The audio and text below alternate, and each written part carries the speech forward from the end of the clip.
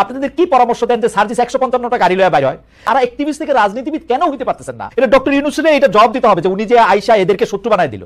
আমি নিশ্চিত জানি বাংলাদেশের লাখো লাখো মানুষের কাছ থেকেও তারা সমর্থন হারাচ্ছে, ফলে ভোটের দিকে তারা যাচ্ছে কনভেনশনাল ওয়েতে। ওই যে হুন্ডা গুন্ডা, মোটর গাড়ি, টাকা পয়সা, আপনার মিথ্যাচার করতে গিয়ে দাদাকে জমিদার বলতে হয় 2025 সালে, আপনি বুঝতে পারছেন না?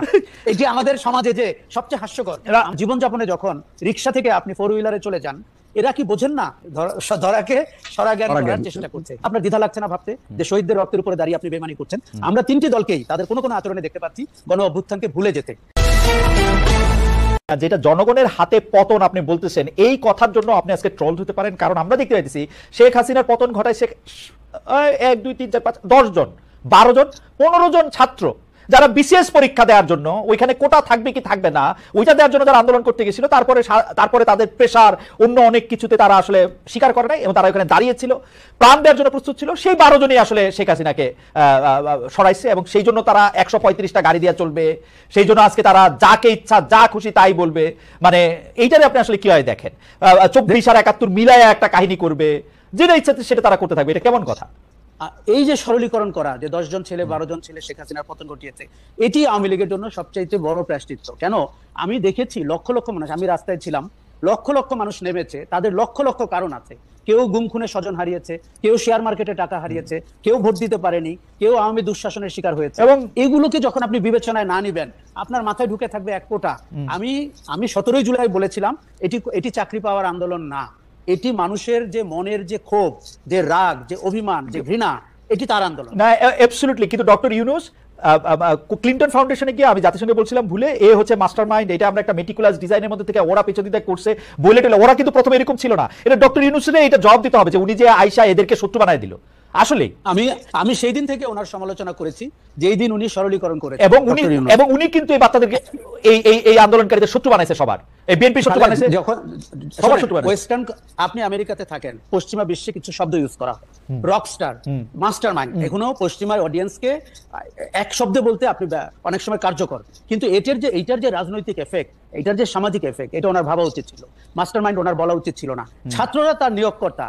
এখন এটি বলে আপনি জানেন না, আমরা যদি ভবিষ্যৎ দ্রষ্টা হই, ভবিষ্যতে যে উনি কত বেকায়দায় পড়তে যাচ্ছেন। এবং মানে আমি মনে করি এই সরলীকরণ আওয়ামী লীগ যেরকম একভাবে করছে, অন্তর্বর্তী সরকার প্রধান এবং তার উপদেষ্টারা আরেকভাবে করছে, এবং এখানে সবাই ঘোলা পানিতে মাছ শিকার করতে চাচ্ছে। দূর থেকে সেই জনগণ তাকিয়ে দেখছে যে ভাই, আমার যে ছেলে মারা গেল, আমার যে 30,000 আহত হলো, কেউ পা হারালো, কেউ চোখ হারালো, আমরা এই নাটক দেখার জন্য, সার্কাস দেখার জন্য। অনেক ধন্যবাদ আশা ভাই।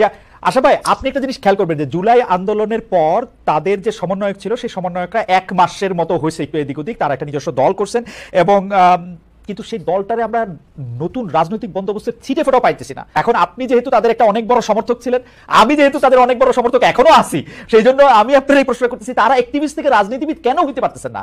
মানে আমি তো দূরে আছি, আমার থেকে তারা পরামর্শ চায় না, কিন্তু আমি জানি আপনার থেকে পরামর্শ চায়। আপনাদের কি পরামর্শ দেন যে সার্জিস 155টা গাড়ি লয়ে বাইর হয়?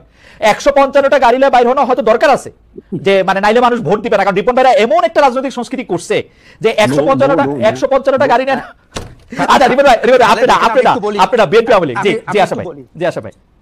তারা এখন এত স্বাবলম্বী এবং নাবালক থেকে সাবালক হয়ে গেছে, তারা এখন আর কারো পরামর্শের ধার ধারে না, এবং তারা নিজেদেরকে ধরাকে সরাজ্ঞান করার চেষ্টা করছে। কিন্তু আপনি যখন 150টা গাড়ি নিয়ে যান, আপনি যখন বিভিন্ন ইন্ডাস্ট্রিয়াল গ্রুপের থেকে টাকা নেন বলে অভিযোগ হয়, আপনার অফিস বিল্ডিং দেখে যখন মানুষের সন্দেহ হয় ওই বিল্ডিং এর মালিক কে এবং এর ভাড়া কে দেয়, এবং আপনার জীবনযাপনে যখন রিক্সা থেকে আপনি 4 হুইলারে চলে যান, এরা কি বোঝেন না যে মানুষ আসলে ইন্টারকনে যখন ইফতারি করে? না, কিন্তু আশা ভাই, ওদের যে সবচেয়ে বড় নেতা নাহিদ সাহেবরে তো আবার আমরা দেখলাম বাসে করে যাইতেছেন। মানে আমরা কি একজন দুজন নেতারে দিয়ে আসলে বিবেচনা করতে থাকবো? মানে আমরাই বা ওদের কিরকম ভাবে বিবেচনা করবো? মানে ওরা তো আমি আপনাকে বলি না, প্রথম কথা, একজন দুইজন নেতা দিয়ে অতীতে আমরা বিবেচনা করে ভুল করেছি।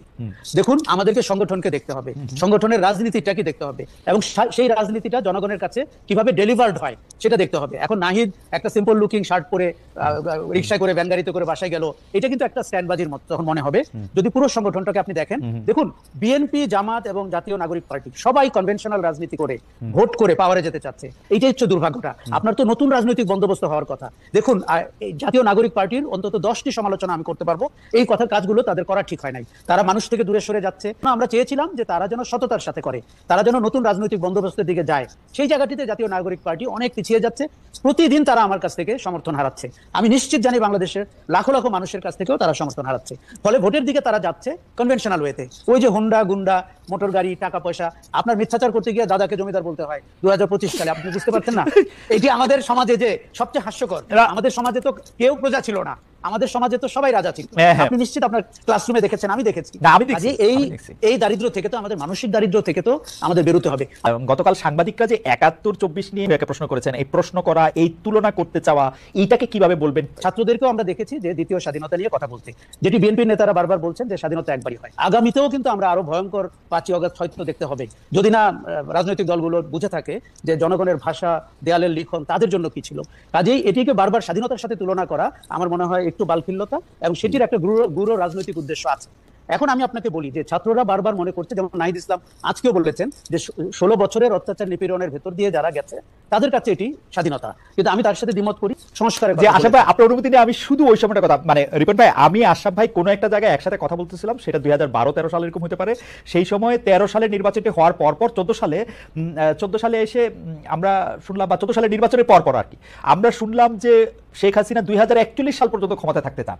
আমার তো খুবই হাসার অভ্যাস, আমি খুব জোরে একটা অট্ট হাসি হাসলাম যে এগুলি কি বলে, পাগল টাগলের মতো কথা। কিন্তু আসলে যদি 2024-এর জুলাই আগস্টে এরা এই ঘটনা না করতো, এটা তো 2041 তো মনে হয় মানে তারা তো ক্ষমতাটাকে এরকম ভাবেই দেখতেছিল যে এখানে তার কোনো কিছু, মানে যেটা আমরা হাইসা উড়ে দিতে চাইছিলাম সেটাই তো বাস্তবতার দিকে যাচ্ছিল। খালেদ, আমি শুধু একটু যোগ করি, আমাদের রাজনৈতিক দলগুলো তার সর্বোচ্চ চেষ্টা করেছে। বিএনপিকে আমরা দেখেছি, এবং কিন্তু এটি মেনে নিতে হবে যে রাজনৈতিক দলগুলো শেখ হাসিনা সরকারকে ক্ষমতা থেকে গদিচ্যুত করতে পারেনি, এটি মেনে নিয়ে করতে হবে। 5ই আগস্ট কিন্তু আমাদের রাজনৈতিক ক্লাসকে একটু বেকায়দায় ফেলে গেছে, কেননা হাসিনা যে এত দ্রুত পালিয়ে যাবেন এবং আওয়ামী লীগের শাসন যে এরকম করে ভেঙে পড়বে, এটি তারা আসলে বুঝতে পারেন নাই। প্রথম কথা আমি বলি যে জুলাইয়ের মিত্রদের মধ্যে এখন ভোটের অঙ্ক কাজ করছে, তারা রাজনৈতিক গেইন পাওয়ার চেষ্টা করছেন।